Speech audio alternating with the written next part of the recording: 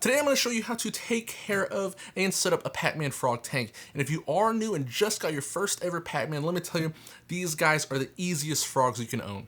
Some people don't like this and consider Pac-Man frogs boring pets because they don't hunt for food. They are sit and wait predators, digging themselves a nice little hole, sitting and waiting for something to walk by and snatching it in the middle of the night. That's another thing to add onto this is these will not be active during the day because they are nocturnal animals and are mainly awake at nighttime. So you will not be seeing very much activity during the day. But before we get off track, let's talk about enclosure size.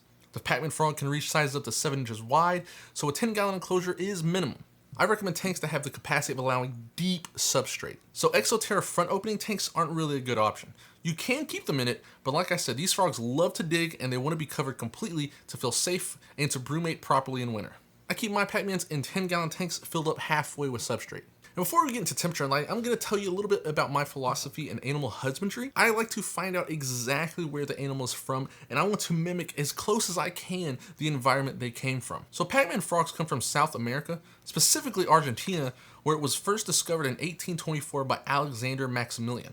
The temperature in Argentina during its hottest month, January, is an average 76 Fahrenheit. Its coldest month, July, is around 53 Fahrenheit. Ideally, keep temps at 72 Fahrenheit to 85 Fahrenheit. Do not let temps get above 90 Fahrenheit.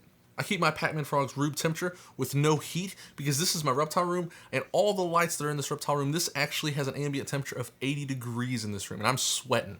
But if you do live in a place where it's very cold all the time, I would recommend a heat lamp with wattages such as 50 watts or lower. It's always a good thing to provide UV, however many breeders have been keeping them in the hobby without UVB.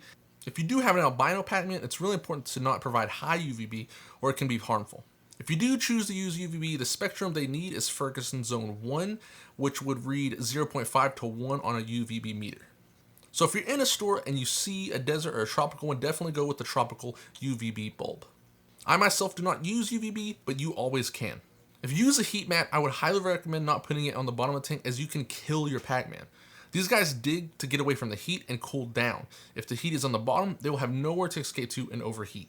Now, humidity is very important with these frogs because they like it very wet. I keep my humidity anywhere between 50 and 80%. This also brings up water.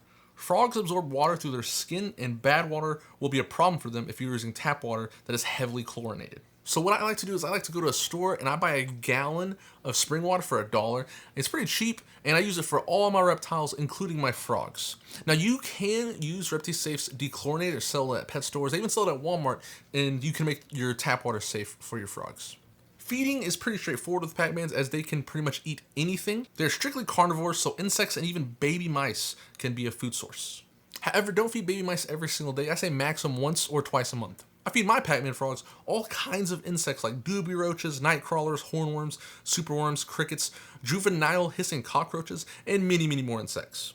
Now, if you get a little worried and you don't see your Pac-Man eating during the day, that's perfectly fine. These guys are nocturnal eaters, and if you turn all the lights off, get at nighttime, and you walk in, you're gonna see they are alert, and they're on the prowl. They're waiting for something to come across so they can grab it and eat it. I feed my Pac-Man frogs an insect that was pretty much the same size of its mouth a couple times a day.